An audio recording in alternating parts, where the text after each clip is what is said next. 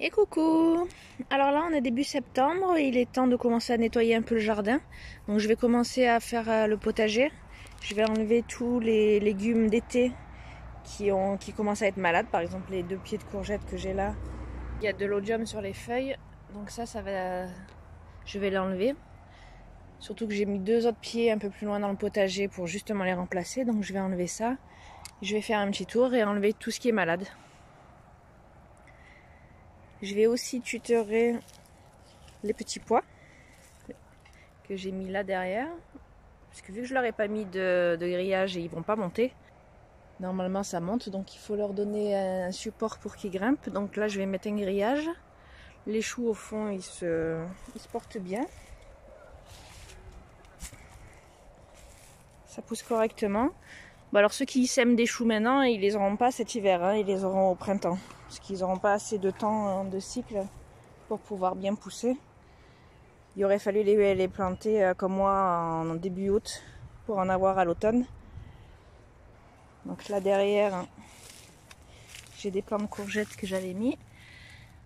D'ailleurs je vais pouvoir en récolter. J'en ai là-bas aussi. Je vais aussi faire du ménage dans les melons. Pour ceux qui commencent à être malades, dans les concombres aussi. Vu que j'avais mis 3 pieds pour justement l'arrière-saison, je vais enlever tout ce qui est malade comme ça. Pour pas justement que ça transmette les maladies aux autres pieds qui sont tout jeunes. Donc je vais faire un bon coup de ménage et je vais enlever tout ce qui est malade. Les tomates aussi, je vais en dégager. Parce qu'il y en a qui ont complètement cramé, donc ça sert à rien de les garder, hein. De toute façon, tout ce qui est malade, il faut les enlever pour pas que ça transmette les maladies aux plants sains qui sont à côté. Les haricots ici aussi, je vais peut-être les enlever. J'en ai mangé quelques-uns et franchement ils sont pas bons. Donc je ferai plus les haricots chez moi en plein été. Il n'y a pas assez d'eau. Vu qu'il n'y a pas assez d'eau, ils sont pas bons. Moi je préfère les faire au printemps ou à l'automne. Mais ceux du plein été, ça marche pas bien. Ensuite j'ai vu que les pieds de patates douces font des fleurs. Je savais même pas que ça faisait des fleurs. Elles sont belles en plus. Ça commence à fleurir sur la clôture. Je savais pas du tout que les patates douces faisaient des fleurs. Voilà, je vous montre ce que ça donne. Donc ils sont énormes à mes pieds. Je les mets à l'intérieur des tipis de tomates, les patates douces comme ça fait un couvre-sol pour les tomates. Puis ça marche très bien en fait. Je fais ça tous les ans et tous les ans j'ai des belles tomates et des belles patates douces. Bon là c'est vrai que cette année les tomates ça n'a pas été ça chez moi, elles ont brûlé avec le soleil. Donc je suis déjà en train de prévoir pour l'année prochaine qu'est-ce que je vais faire, qu'est-ce que je vais mettre pour protéger le potager de la canicule. Donc je vais voir soit des filets d'ombrage, soit je sais pas. Je suis en train de réfléchir. De toute façon l'automne et l'hiver c'est fait pour ça au potager. Pour réfléchir à ce qu'on met en place pour la saison d'après. Donc je vais y réfléchir et je vais voir comment je vais protéger mes tomates pour l'année prochaine. Donc là c'est parti, je vais faire un petit peu de ménage. Et je vous montrerai le résultat là, une fois le potager un peu nettoyé. Maintenant on va un peu nettoyer les lavandes. Donc là elles sont défleurées, elles sont toutes sèches. Il y en a quelques-unes qui repartent. Parce que c'est l'arrière-saison maintenant et ils repartent un peu en septembre. Mais on va quand même tout couper pour refaire une jolie boule. Pour faire tout propre. Alors les lavandes je les ai mis sur le bord ouest du potager. Et du coup j'en ai 5 maintenant. Ça attire les abeilles. Comme ça elles sont proches du potager après pour polliniser les légumes. Au milieu j'ai 2 romarins. Je vais prendre quelques branches aussi pour les faire sécher. J'ai 2 romarins. Et au tout milieu j'ai le thym. Le thym ça se récolte quand ça fleurit en juin. Mais là il est beau pour l'instant. Je vais pas y toucher. Par contre les lavandes il faut les faire parce que sinon après avec le poids elles s'écartent et au milieu Voilà, ça fait comme là. Au milieu, en fait, le bois se déplume et après ça fait plus une boule, ça fait plus joli. Donc c'est pour ça qu'il faut bien les tailler pour qu'elles restent jolies en boule et pour pas que ça parte dans tous les sens. Et là aussi j'ai le romarin, il va falloir que je le taille parce que pareil, les branches elles sont trop lourdes et du coup il s'affaisse et ça fait plus du tout joli, ça fait plus du tout de boule. Donc là je vais remettre cette petite haie en état.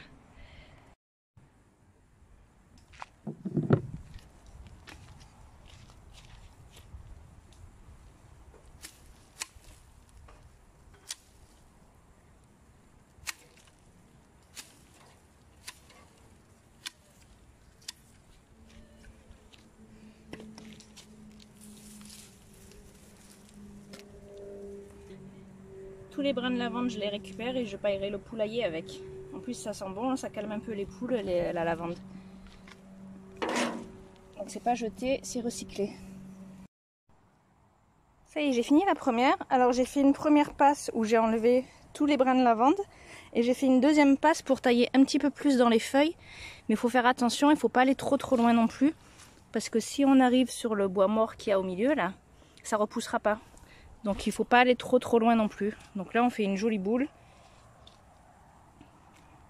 Comme ça là ça va faire joli dans le jardin et l'année prochaine ça repartira de là. Pour les plants qui sont tout petits, on peut les faire au ciseau. Parce que les branches sont pas très grosses. Donc les ciseaux ça va très bien aussi.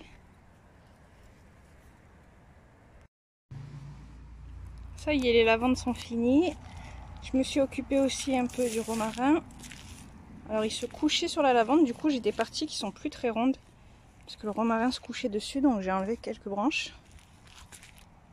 Là l'année dernière il y a un animal qui est venu se mettre dedans, ça m'a tout aplati.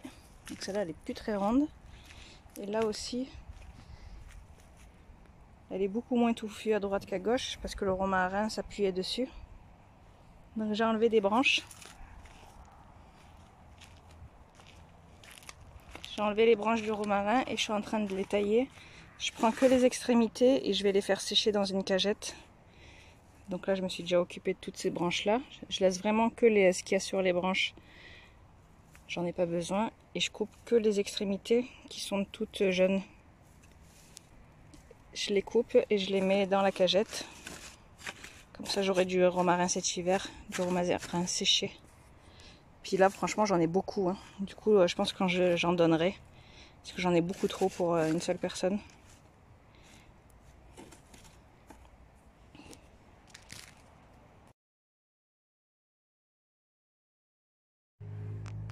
Donc là j'ai démarié toutes ces carottes là. C'est pour ça qu'elles sont un peu aplaties. C'est parce que je suis passée dans le rang. J'ai fait toute cette rangée. Ça m'a fait 2 beaux tas de fans en fait. Ça on peut soit faire un potage ou les mettre dans une quiche. Ou alors redonner aux poules si elles aiment bien aussi. Si vous n'avez pas envie de cuisiner avec ça. Alors je vais vous montrer comment on démarie les carottes. Démarier des plants en fait ça veut dire les éclaircir. Parce qu'on ne peut pas avoir tous les plants. Regardez, ça fait la taille de mon ongle. J'ai beaucoup trop de plants ici sur la même zone. Donc si je laisse ça en fait, au lieu de faire 4 carottes ici, 4 grosses carottes, ça fera 4 toutes petites rikiki carottes et encore il y en a qui ne vont pas pousser. Donc en fait, il faut arracher, il ne faut pas avoir pitié et laisser qu'une seule carotte tous les 2 cm à peu près. Donc en fait, démarier, ça veut dire sacrifier des plants. Parce qu'en fait, quand on sème beaucoup trop dense.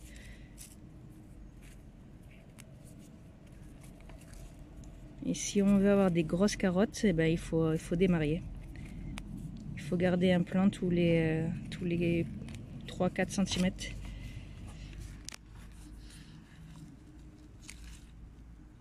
Donc ici par exemple dans tout le bouquet, je vais garder le plus gros, c'est-à-dire celui-là.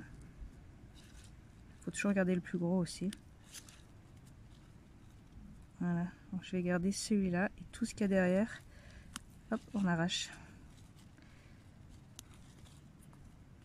Et là, sur une vingtaine de petits plants qu'il y avait sur ces centimètres carrés là, il m'en reste juste quelques-uns. Donc faut pas avoir peur, il faut sacrifier les plants. Parce que sinon vous n'aurez pas de carottes en fait. Ou alors elles seront vraiment rikiki et encore ça m'étonnerait que ça pousse. Parce qu'il faut quand même de la place pour que ça pousse. Donc à chaque fois qu'on en trouve un, on laisse à peu près un doigt entre deux plants. Et quand ils sont collés comme ça, hop, on les arrache. Là aussi, il y en a beaucoup trop. Faut pas avoir pitié, faut arracher. Bon, voilà. Donc là, j'ai bien éclairci. Et comme ça, elles pourront bien pousser. J'aurai des grosses carottes.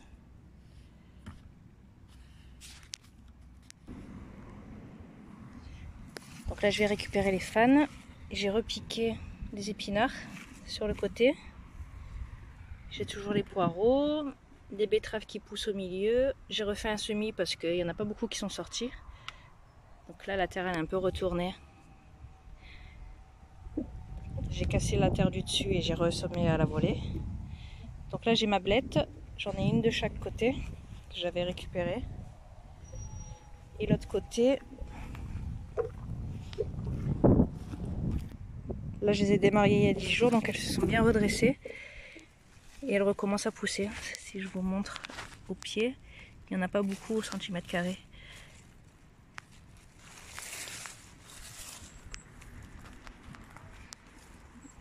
Donc là maintenant je vais arroser, je vais remettre le filet. Là je vais enlever le filet d'ombrage parce que maintenant on est en septembre et il fait moins chaud. Et par contre je vais mettre le filet à oiseaux. Parce que sinon j'ai les poules qui vont venir gratter vu qu'elles sont en liberté en ce moment. Donc là je vais arroser et le bac est prêt. Donc il reste des salades. J'ai repiqué des épinards. Là il y a les carottes, rangée de carottes, rangée de poireaux. Une blette de chaque côté que j'avais récupérée dans le potager. Au milieu c'est des betteraves. Alors les betteraves ça sera pour cet hiver ou au printemps prochain. C'est pour ça que je les ai mis au milieu, même si j'ai pas accès c'est pas grave. Et pareil de l'autre côté, une rangée de carottes, rangée de poireaux et des épinards tout au bout avec des restes de petits plants de salade que j'ai repiqués aussi.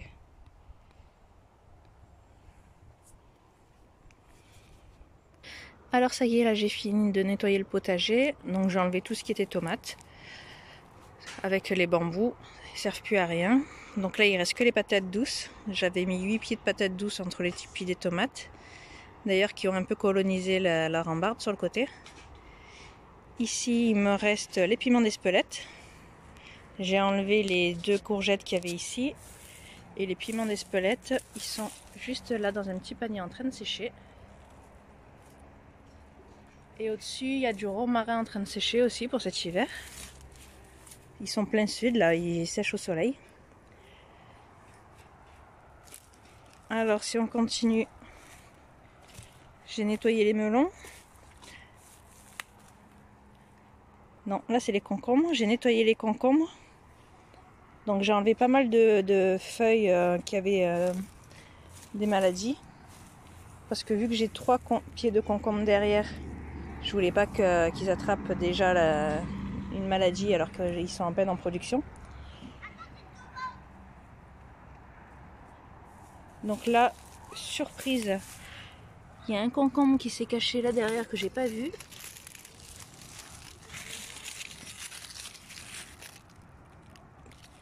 Maintenant c'est trop tard, il est clair, il va être amer. Là en fait il fait des graines là. Donc je vais pouvoir le récupérer pour les graines de l'année prochaine. Ça tombe bien, j'en avais plus. Donc là j'ai un concombre à graines. Tout ça c'est malade. En fait j'ai enlevé toutes ces feuilles là. Tout ce qui était un peu noir comme ça. Donc ce côté là en fait il y avait les cagettes. Du coup j'ai pas bien nettoyé. Mais bon c'est pas grave, c'est sur le côté. Donc il nous reste des concombres, des melons. Ce melon qu'on va pouvoir bientôt manger, j'en ai déjà mangé un. On en a déjà mangé un et il est super bon. Donc de ce côté-là, c'est des pieds neufs, on va dire,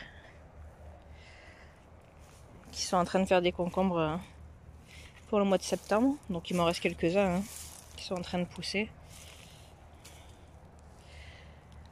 Donc on aura de quoi faire pour le mois de septembre. De l'autre côté, j'ai fait pareil pour les melons. J'ai enlevé pas mal de pieds qui étaient secs. Là où il n'y avait plus du tout de melons sur les pieds, j'ai carrément arraché les pieds. Ça sert à rien de les conserver. Et j'ai laissé vraiment que les pieds qui ont encore des melons en train de mûrir. Donc celui-là, on voit, il commence à passer à l'orange. On va pouvoir le manger. Là, j'en ai déjà récolté pas mal et j'ai fait du sorbet avec. Du sorbet melon. C'est délicieux. Là, j'en ai quelques-uns qui sont encore verts. Celui-là, il était coincé. Il était coincé un petit peu plus haut ici entre les deux barreaux. Je l'ai fait descendre. Du coup, il a gardé la marque des deux côtés. Donc là, dans quelques jours, il sera mûr. J'en ai quelques-uns cachés encore. J'ai enlevé les pastèques. Il n'y a plus rien au fond. Et j'ai aussi fait un peu de ménage sur les melons de ce côté-là. Melon vert, melon jaune. J'ai enlevé toutes les branches qui ne donnaient rien en fait. Qui poussaient juste pour pousser. Et celles aussi avec des mini concombres. Parce que ça sert à rien. Ils ne vont pas arriver à maturité. Donc vaut mieux tout enlever. Et garder vraiment la sève pour faire mûrir les concombres en place. Donc j'en ai des verts et des jaunes. Celui-ci, je pense qu'il est bon à manger. J'en ai quelques-uns cachés sous les feuilles.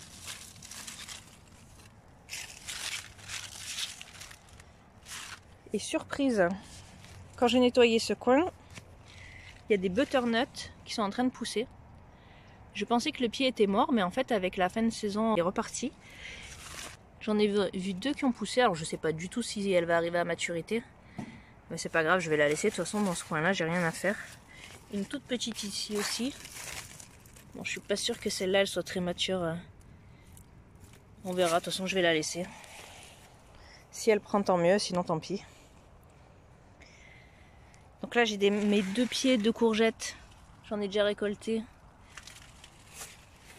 Courgettes de fin de saison.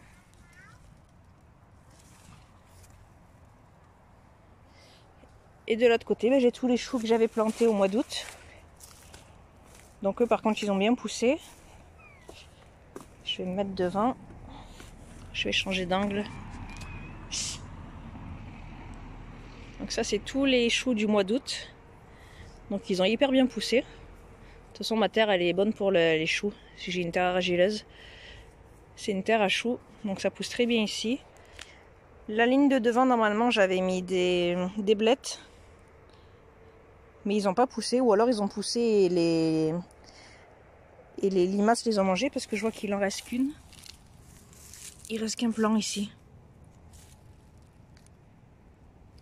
Il reste 2 petits plants ici sur toute la ligne. Alors je sais pas si c'est les limaces qui les ont mangés. Du coup j'ai repris des choux et ça sera mes choux pour le printemps. J'ai pris 3 choux-fleurs et 3 choux romanesco. Vu qu'ils sont tout petits, je les aurai pas pour cet hiver, mais je les aurai pour le printemps. Alors là, mes petits pois, gros échec. J'y arrive pas, les petits pois, c'est pas mon truc. Donc au fond, pareil que le butternut, j'ai mon pied de potiron qui a repris. Et en 2 mois, il m'a fait des potirons. Donc ils sont pas mal. J'en ai un ici et un de l'autre côté de la barrière. Je pensais qu'ils étaient morts aussi, ils sont énormes. Si je mets la main dessus. Donc c'est bien, j'aurai au moins 2 potirons pour cet hiver. Et on a commencé à manger les premiers haricots. Les haricots sont là. Hier on en a ramassé déjà. On a mangé les premiers haricots. Et d'ailleurs je les ai un peu poussés parce que sur le côté là j'ai une ligne de navets. Donc ici on voit ils ont bien poussé. Par contre là il y avait les pieds de haricots qui étaient couchés dessus et du coup ils sont un peu jaunes et ils n'ont pas vu de lumière. Du coup il a fallu que je pousse un peu les haricots. Donc ici c'est une ligne de persil que j'ai fait pour cet hiver. Au bout j'ai mis un tout petit peu de coriandre. Je crois qu'elle est là-bas au bout, on la voit pas. Donc j'ai mis une coriandre mais elle n'a pas l'air de trop pousser. Et au fond, j'ai une chayotte. J'avais mis un pied de chayotte pour essayer sur la palissade. Et j'ai vu qu'elle avait repris aussi. Non, ça c'est la courge qui part un peu trop loin. Mais ça, derrière ces feuilles-là, c'est le pied de chayotte qui est dans le coin là-bas, qui est paillé dans le coin et qui est reparti en septembre pareil. Donc j'espère que la souche va rester en terre et va pas trop geler pour l'année prochaine. Comme ça j'aurai des chayottes l'année prochaine. Si elle a bien fait racine, peut-être qu'elle arrivera à mieux supporter la canicule.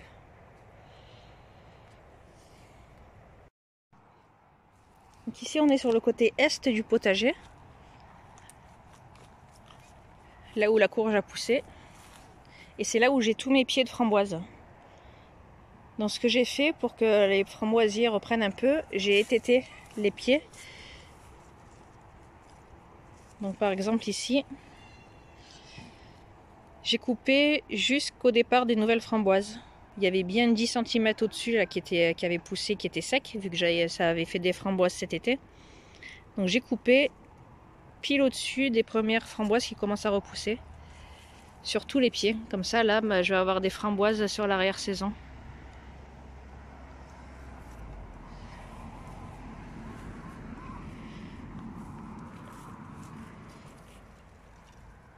Tiens, les enfants ne l'ont pas vu. Ça c'est le petit plaisir du jardinier. Quand les enfants n'ont pas vu les petits fruits.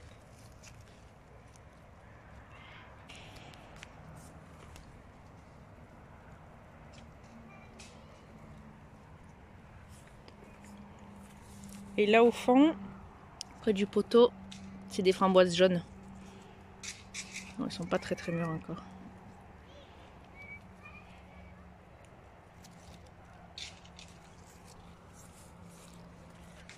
Alors j'ai déjà un peu repéré ce que je devais faire pour la prochaine fois. J'ai les pieds de myrtille ici qui ont complètement brûlé. Oh non, c'est pas des myrtilles. Si, je crois que c'est des myrtilles, je sais plus ce que c'est. C'est des petits fruits. Donc ce pied de petit fruit a complètement brûlé. Je vais le changer d'endroit. Il y en avait deux. Ils ont brûlé au soleil là, ils sont côté nord. Mais ils ont le soleil d'est le matin. Et en plus j'ai les sangliers qui viennent labourer. Là pareil, c'est un groseillier à maquereau. Il n'a pas trop supporté la sécheresse aussi. Je vais le changer d'endroit. Et ici j'ai à peu près 4 mètres. Je vais récupérer des pieds d'artichauts. Je pensais que mes artichauts étaient morts. Et en fait j'ai vu, j'ai même passé la tondeuse dessus pour carrément faire nettoyer les pieds. Et là j'ai vu qu'ils recommençaient à partir. Donc je vais les mettre ici. Comme ça ils auront un peu plus d'eau, ils auront l'eau du potager. Et ils seront un petit peu mieux, ils seront côté nord, ils seront abrités par la palissade. Parce que là où ils étaient en plein cagnard cet été, ils ont souffert. Donc ça c'est dans les projets des futurs week-ends, dans les futurs travaux à faire au potager. Et de ce côté-là, je suis toujours côté nord. Ça c'est un mûrier. Un mûrier mojo je crois. Je crois que la variété c'est ça, un mûrier des montagnes.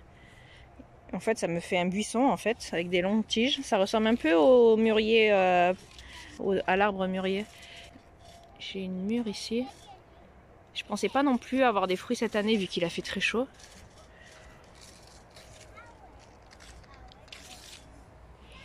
Mais ça fait des longues mûres comme sur les arbres, pas les mûriers, les ronciers, mais les mûriers, les arbres.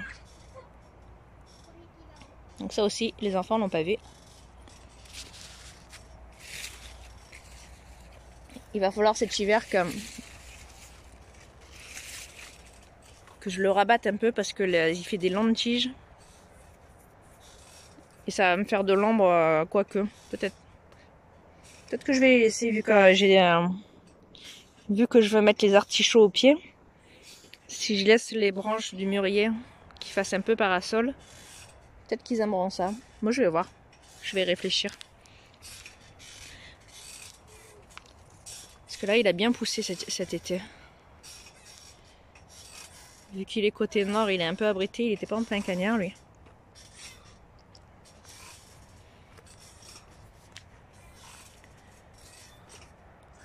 Donc il n'y a pas tout encore de mûr.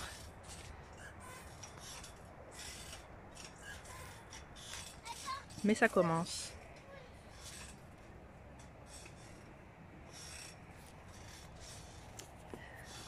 Donc voilà, le nettoyage est fait.